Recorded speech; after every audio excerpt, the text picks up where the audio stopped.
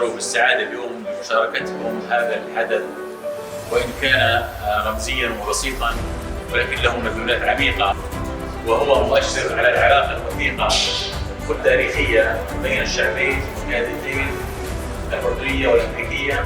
The United States partners with Jordan in many ways, and tonight is a celebration of our trade partnership as we inaugurate this renovated mall.